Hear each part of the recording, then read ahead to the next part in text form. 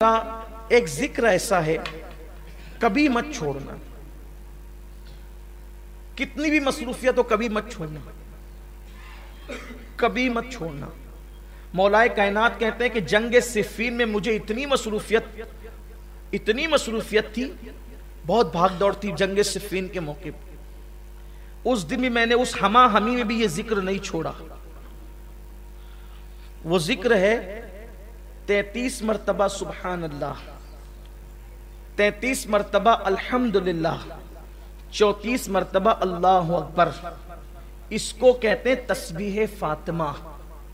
اس کے بارے میں روایت میں آتا ہے کہ جو اس ذکر کو پڑھتا ہے دنیا میں اس کے کوئی کام میں اس کو ناکامی نہیں ہوگی، ادھر مرے گا ایک قدم اس کا دنیا سے اٹھے گا، ادھر مرے گا ادھر دخول جنت کی سعادت نصیب ہو جائے گی،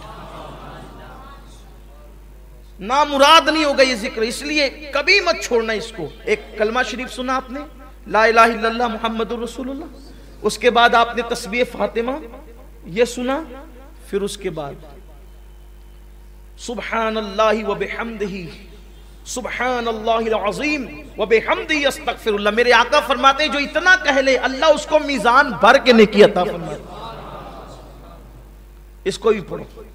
اسی طریقے سے اشہد ان لا الہ الا اللہ وحدہ لا شریک لہ، لہ الملک ولہ الحمد، یحیی ویمیت بیدہ الخیر وہو علی کل شیء قدیر۔ اس کو جو بندہ پڑھتا ہے اگر 4000 سال کے گناہ بھی اس کے نامہ اعمال میں ہو اللہ اس کو بھی بخش دے۔ بڑا عظیم ہے یہ۔ انبیاء کرام کا یہ وظیفہ ہے جو میں نے پڑھا نا، جس کو ہم چوتھے کلمے کی شکل میں پڑھتے ہیں، انبیاء پڑھتے تھے اس وظیفے کو۔ ایک وظیفہ اور ہے، حسبنا اللہ ونعم الوکیل۔ اسے حضور علیہ السلام مشکل مقام پر پڑھ، یہ دو وظیفے، ایک تو لا حول ولا قوت الا باللہ العلی العظیم، اور ایک تو حسبنا اللہ ونعم الوکیل۔ اس کو حضور علیہ السلام مشکل مقامات پر پڑھتے تھے۔ فرمایا جو حسبنا اللہ ونعم الوکیل پڑھے گا، اللہ فرماتا ہے چونکہ تو نے مجھے اپنا کارساز بنایا اب تیرا کوئی کام بگڑنے نہیں دوں گا، اس لیے اس کو پڑھا کریں۔ بڑے وظائف ہیں اور بہت زیادہ دیے جائیں تو کہیں ایسا نہ ہو کہ آپ مشکل میں پڑ جائیں، لیکن ایک وظیفہ جو حضور غوث پاک سے منسوب ہے اور اس کی بے شمار دنیاوی اخروی فوائد ہیں، اگر کچھ نہ کر سکو تو اتنا کر لیا کرو کہ ہر نماز کے بعد یہ وظیفہ، اس کو کہتے ہیں پنج گنج قادریہ۔ پنج گنج قادریہ یہ ہے کہ فجر کی نماز کے بعد اول آخر 3 بار درود شریف پڑھنا ہے، اور بیچ میں 100 مرتبہ یا عزیز و یا اللہ، یا عزیز و یا اللہ۔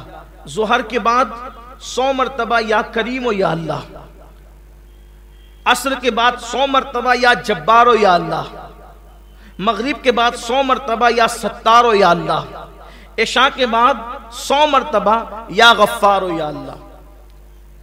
1 منٹ لگتا ہے، اور اطمینان سے پڑھیں گے تو 2 منٹ لگتے ہیں، لیکن وظائف کی برکت ہے۔ یہ جو یا عزیز و یا اللہ پڑھتا ہے فجر کے بعد، جو کبھی ذلیل نہیں ہوگا نہ دنیا میں نہ آخرت میں۔ آپ کو ذلیل کرنے والے خود ذلیل ہو جائیں گے، آپ ذلیل نہیں ہوں گے، اس لیے کہ جو اللہ کو عزیز کہہ کے پکارے خدا اس کو کیسے ذلیل کرے گا۔ آزما کے دیکھ لیں، کبھی ذلت نہیں ہوگی، کبھی ذلت، آپ کو ذلیل کرنے والا خود ذلیل ہوگا۔ اس کے بعد یہ جو ظہر کے بعد یا کریم و یا اللہ پڑھا جاتا ہے، یہ پڑھنے والا کبھی روزی کے معاملے میں تنگ دست نہیں ہوگا۔ عصر بعد یا جبار و یا اللہ پڑھنے والا کبھی ظالم حاکم اس کو پریشان نہیں کر سکے گا۔ مغرب کے بعد یا ستار و یا اللہ پڑھنے والا کبھی لوگ اس کے عیب کی وجہ سے اس کے عیبوں کو اچھال نہیں سکیں گے اور اچھالنے میں کامیاب نہیں ہو سکیں گے۔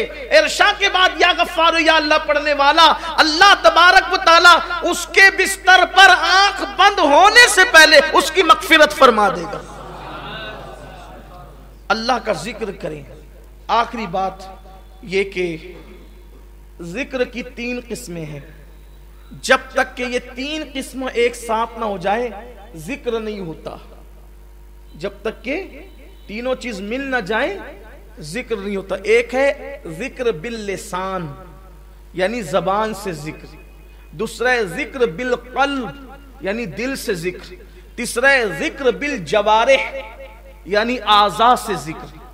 زبان اللہ اللہ کہے ذکر ہے، لا الہ الا اللہ کہے ذکر ہے، سبحان اللہ و بحمدہ سبحان اللہ العظیم کہے ذکر ہے، یا ستار یا اللہ کہے ذکر، یا غفار یا اللہ کہے ذکر ہے، لا الہ الا انت سبحانک انی کنت من الظالمین کہے ذکر ہے۔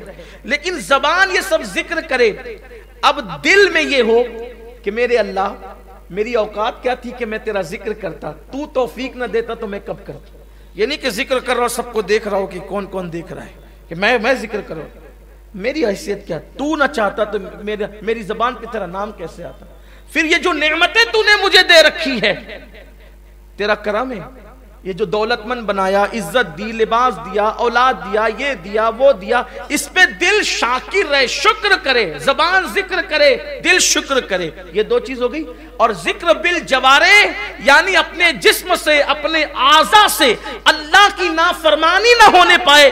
جب یہ تینوں ایک ساتھ ہو جاتے ہیں کہ اعضاء گناہ سے بچے، دل شکر کرے، زبان ذکر کرے، تو اس کو کہتے ہیں ذاکر، یعنی یہ ہے ذکر کرنے والا۔ تو یہ زمین پر خدا کا ذکر کرتا ہے، آسمان کی بلندیوں پہ خدا اس کا ذکر کرتا ہے، شرق غرب میں پھر اس کے چرچے ہونے لگتے ہیں۔ تو میرے آقا علیہ السلام سے انہوں نے پوچھا، آقا اس عرابی نے کہ یا رسول اللہ میں مقام خاص چاہتا ہوں اللہ کی بارگاہ میں، تو کہا کہ ذکر کرنے والے بنو۔ اللہ تعالی ہم سب کو توفیق عطا فرمائے۔